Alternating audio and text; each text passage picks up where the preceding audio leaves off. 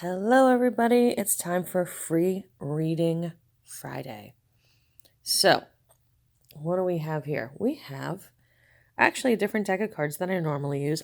This is the Aleister Crowley Thoth deck, which is a little bit of a darker deck. Well, it can be, depending on how you use it. I typically use this, if you see my spell work, I use it for, when I set out candle rituals, because, let me just grab some cards here, because the pictures are really... Oh, of course I grabbed some and they fall down. The pictures are really vibrant, and if you can tell, this is a huge card. These are oversized cards. So they're a little difficult to read with because, I got ridiculous nails here, but they are really... They have a lot of the Egyptian stuff. They have a lot of the Hermetic tradition. There's Kabbalah in here. So if you know how to read cards... the symbolism in these is like that. That one is, just take a screenshot of that. That's crazy. I mean, there's the caduceus in there. If you look down at the bottom of the first spiral, there's, looks two children, male, female. You have the Trinity coming down from his you-know-what. And then there's also the sun with like a horned matter around his you-know-what. And then there's an alligator at the bottom and a tiger on his leg and the grapes. You're mixing Greek and Asian and Egyptian and all sorts of stuff in here, and these are more complicated to read with. So I tend, because usually when I'm reading for clients, they want a quick answer and they want to know what's going on. So this will give you a lot of detail, but it can get bogged down in a lot of mysticism. So I tend to use the other deck that gives me a lot of good answers. But today, and sorry if my voice is scratchy, I had like 17 card readings yesterday and a couple of appointments for my psychology company. So I am not talking much today, which everybody in my family's happy about. So today we are doing the Thoth deck, and I'm going to do a you and your significant person reading. Okay? Literally just what is the next step. So I drew two cards, okay? And it's to represent you and the situation, not your partner. I mean, your partner's involved in this, obviously, but it's you and the situation. So don't read too much into it. And what is going to happen next, okay? So pick 1, 2, or 3. I have not looked at the cards. I don't know what they are, so don't, just go with what makes you happy. Pick, the flower pattern on the back of the rug here. You can pick what color stands out to you. This one's more like brown earth tones. That one has a leaf in it.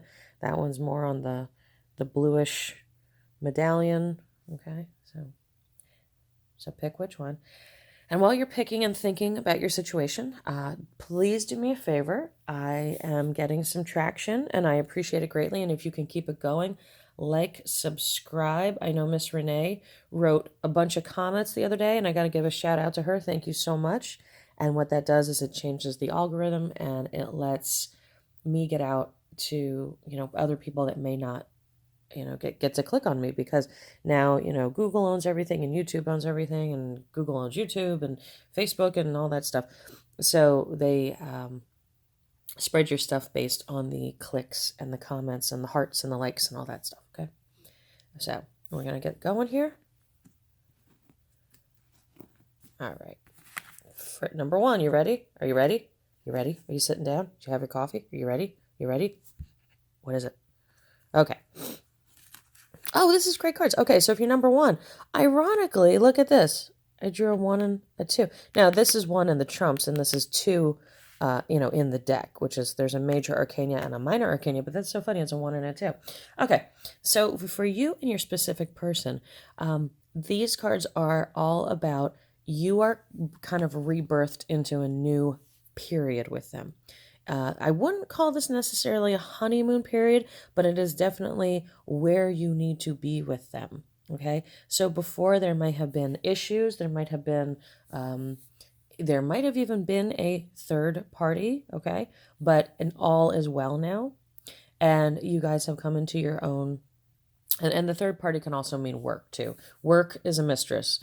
Addiction is a mistress. So don't always assume. Don't after you get this reading, don't go home and clobber your loved one that they were cheating on you. Okay, so you're coming into a brand new period. So the Magus is a really wonderful card. The Fool is right before it. Actually, that card we were looking at, I was describing the Hermetic stuff on. The Fool is the 0 card, and that's the starting over, and that's exploring and understanding and going into a new world. The Magus is the Fool, enlightened. Okay, the Magus is knowing, knowledge. Do you see? So I could talk about these cards for hours, but I'm going to try and keep this one short since I gave you a 25-minute video yesterday. So if you see, so think of where the Magus or the Fool was, and he's a beam of light. He's going into the universe. This is geometry behind him, sacred geometry. The wings of Hermes are on his feet. Okay, so this literally is all of the knowledge of the Hermetic order. Okay, the caduceus, as before it was around his heart, is now around his head and connecting to the sacred, the collective unconscious. Okay, and I can go in and do all these symbols over and over and over and over, but I won't do that. So this is, you got through a period where it could have been a lot of work, or it could have been a third person, and you now have a lot of better knowledge to understand how to go forward and work with your specific person. You're much smarter. You're not being such a dumbass sometimes. You're not flipping out as much as you used to. Okay? And the love is there. So this is, while I don't want to say this is a honeymoon period, this is as close as you get to a honeymoon period without being on a honeymoon. Okay? So your next step is to get into your knowledge to understand your loved one. All right? And all will be really good. Okay? So that's your next step. Okay, people number 1, you got lucky. All right, let's see people number 2. Really? Really? Okay, people number 2. I think you're in cahoots with people number 1. Okay. This is, God, almost like a continuation of what we just saw. So this is the loved ones. This is the lovers, all right? So not only are you just partnered with somebody, you actually care about them. A lot of times we can be married or we can be partners with somebody, but sometimes we don't like them, or sometimes we don't really care, if they're home late or if they're not feeling good, or if, we get into a selfish space. The lovers are the opposite of that. The lovers are very interconnected. As you can see, I just have to show off these beautiful cards. Aren't they beautiful? See me? It really is yin yang, opposite. Everything beautiful. You have Eros up above, or the cherub was Eros, and everything male, female, male, female, male, female, male, female, going back, forth, back, forth, back, forth. And the black, the white, the lion and the falcon. Again, you have the snake around the egg. I think we know what that symbolizes. The chalice and the spear. It's absolutely beautiful. Okay. And all of this is ordained over by fate. All of this is ordained over by that mystical man in the background, okay, waving his hands and making everything perfect. Okay, so you are in a good place. And here, this is just to enjoy, okay? This is the Four of Cups. The Four of Cups is an interesting card because in the other decks, it is an offer, okay? It shows an offer is coming. So, if you want to take it as a proposal, if you want to take it as, gifts coming, or an offer of a further commitment, okay, fine. But in this deck, the Four of Cups symbolizes absolute stability, satiety, calmness, everything being wonderful. The name of the card is luxury. Okay, so normally in every other deck, excuse me, told you my throat's killing me today from all talking to all you people. So normally in any other deck, in the very classical way that this is drawn, the deck shows a man, typically, sitting, and he has 3 cups, and then a 4th one is coming out of the heavens. So it's like an offer from the ethos, an offer from the universe, a serendipitous thing. This card is drawn very differently, okay? And I do know the whole history of this deck because I'm a big old dork, and I research all these things. But Aleister Crowley had this done specifically to show stability. Think of like, it is the pairs. You see it's 2 by 2, 2 by 2, but then the pairs are sitting on top of each other. So, and what are they sitting on top of? Okay, so the water is going out, but then it's coming down in.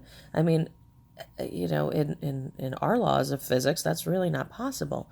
But what this is showing is from the lotus flower, from all that is knowledge, and the moon, so this is female knowledge, disseminates this love and this caring and all this good stuff. It goes down into the cup. The cups are so full they overflow. But not only do they overflow, they overlap. And then they actually go down into this part. This has a lot to do with male-female energy being exchanged.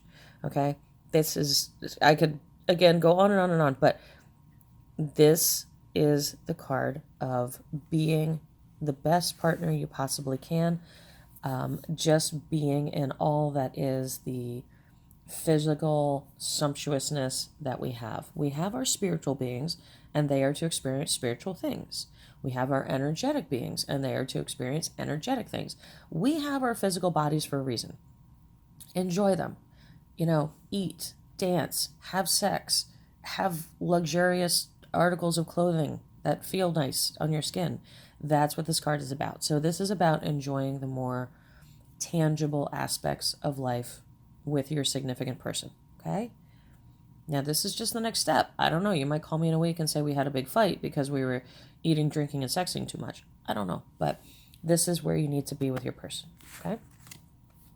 Okay, people, number 3. I'm a little worried because we had 2 good ones. What's the statistics? I don't know.